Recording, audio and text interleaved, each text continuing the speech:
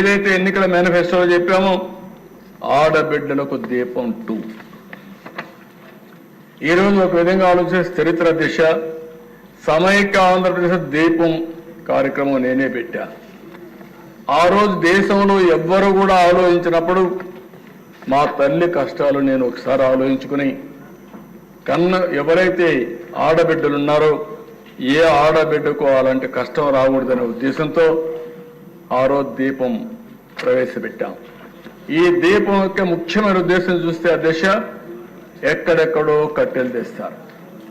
ఓసారి వర్షాకాలంలో బయట ఉంటే కట్టెలన్నీ ఎండిపోతే బాగా తడిచిపోతే ఆ కట్టెలు తీసుకొచ్చి పొయ్యిలో పెడితే ఎంత పొగంటే ప్రతి ఒక్క ఇంట్లో ఒకే బెడ్రూమ్ ఇల్లు ఉంటుంది, రూమ్ ఒకటే ఉంటుంది, అక్కడే కిచెన్, అక్కడే డైనింగ్, అక్కడే పడుకుంటారు. ఇల్లంతా కూడా పొగొస్తే ఆడబిడ్డలు పడే కష్టం అవన్నీ చూసిన తర్వాత నాకు అనిపించింది. అప్పట్లోనే రామ్ నాయక్ అని ఒక మంత్రి ఉండేవాడు మహారాష్ట్ర నుంచి, వాజ్పేయి గారిని మెప్పించి రామ్ నాయక్ని గట్టిగా రిక్వెస్ట్ చేసి ఆ రోజుట్లోనే ఇంటింటికి దీపం కింద వంట గ్యాస్ సిలిండర్లు ఉచితంగా సరఫరా చేసిన పార్టీ తెలుగుదేశం పార్టీ అధ్యక్ష. ఈరోజు అలాంటి కార్యక్రమాన్ని మళ్ళీ రిపీట్ చేశాం. ఒకే హామీ ఇచ్చాం. సంవత్సరానికి 3 ఉచిత గ్యాస్ సిలిండర్లు ఇస్తామన్నాం. ప్రతి సంవత్సరం 3 ఉచిత గ్యాస్ సిలిండర్లు ఇచ్చే బాధ్యత ఈ ప్రభుత్వం తీసుకుంటున్నామని చెప్పి కూడా నేను మీకు తెలియజేస్తున్నాను. కొంతమంది తెలియని వాళ్ళు మాట్లాడుతున్నారు, ఎక్కడిచ్చారంటారు. ఇది క్యాష్గా చేతికి ఇవ్వడానికి. గ్యాస్ తీసుకుపోవాలంటే సిలిండర్ కావాలి. అంటే ఎవరైనా సరే గ్యాస్ సిలిండర్ ఇంట్లో ఉంటే అయిపోతానే బుక్ చేసుకుంటారు. బుక్ చేసుకుంటే గ్యాస్ వస్తుంది అధ్యక్ష.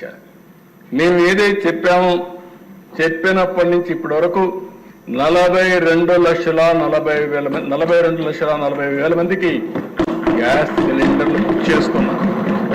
వాళ్ళకందరికీ ఇస్తున్నాం. ఇంకొక విషయం కూడా చెప్తున్నాను అధ్యక్ష, దీనివల్ల ఒకటే కండిషన్, సింపుల్ కండిషన్, ఎవరైనా సరే రేషన్ కార్డు ఉండాలి, రెండోది ఆధార్ ఉండాలి. ఈ 2 ఉంటే అందరూ ఎలిజిబుల్. మీరు కూడా చెప్తున్నా, ఊరికే విమర్శలు చేసేది మానండి. ఒకటే హామీ ఇస్తున్నా, ఈ హౌస్ లో ఎవరికైతే రేషన్ కార్డు ఉందో, ఎవరైతే ఆధార్ అథెంటికేషన్ ఉందో అలాంటి అందరూ కూడా దీపం 2 కింద 3 సిలిండర్లకు అర్హులు, తీసుకునే హక్కు వాళ్ళకు ఉంది. ఎవరైనా ఇవ్వకపోతే దబాయించి తీసుకోమంటున్నా.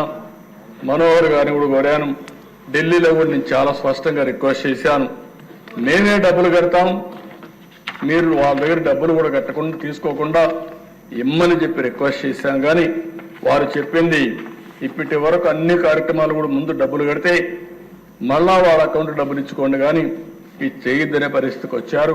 కానీ ప్రయత్నం చేస్తున్నాం. కానీ ఈరోజు ఎవరైనా ఇది కట్టిన ఆర్డర్ బుక్ చేసుకున్న తర్వాత 48 గంటల్లో వాళ్ళ అకౌంట్లో డబ్బులు వేసే బాధ్యత ఈ ప్రభుత్వం తీసుకుంటాం. ఎస్క్రో అకౌంట్ కూడా ఓపెన్ చేశామని చెప్పి నేను మీకు తెలియజేస్తున్నాను.